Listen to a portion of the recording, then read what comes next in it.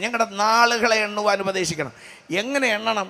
എത്ര പണമുള്ളവനായാലും പദവി ഉള്ളവനായാലും എത്ര ഉന്നതനായാലും പഠിച്ചവനോ പഠിക്കാത്തവനോ ആരായാലും ഞങ്ങളുടെ നാളുകളെ എണ്ണാൻ ഞങ്ങളെ ഉപദേശിക്കണമെന്ന് പറഞ്ഞാൽ എത്ര നാൾ നിങ്ങൾ എണ്ണും? ലോകത്തിൽ കറക്റ്റായി എണ്ണി തിട്ടം വിട്ട് പോയ നാളുകളുണ്ടോ ആർക്കെങ്കിലും?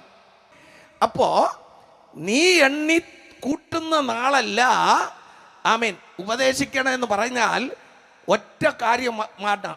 ബൈബിൾ പ്രകാരം നാളത്തെ ദിവസം നിനക്കുള്ളതല്ല. ഇത് എണ്ണാൻ ഉപദേശിക്കണമെന്നാണ്. നാളത്തെ ദിവസം നിനക്കുള്ളതല്ല. ഇന്ന് രക്ഷാദിവസം, ഇന്ന് സുപ്രസാദകാലം.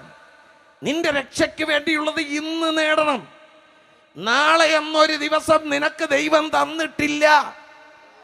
മനസ്സിലായവർ കരം ഉയർത്തി ഹല്ലേലൂയ പറഞ്ഞാട്ടെ. ഹല്ലേലൂയ. പക്ഷെ നാളെ ഒരു ദിവസം ദൈവം തരുമെങ്കിൽ ആ ദിവസവും നിന്നെ ജയമായി നടത്തുവാൻ എൻ്റെ ദൈവത്തിന് കഴിയും.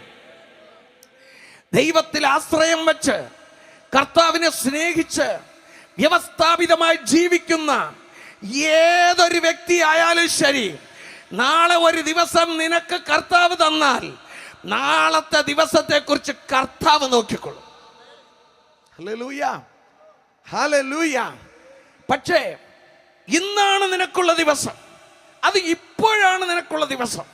അപ്പോൾ നീ പ്രാപിക്കേണ്ടത് ഇപ്പൊ പ്രാപിക്കണം, നീ നേടേണ്ടത് ഇപ്പൊ നേടണം. Praise the Lord, hallelujah.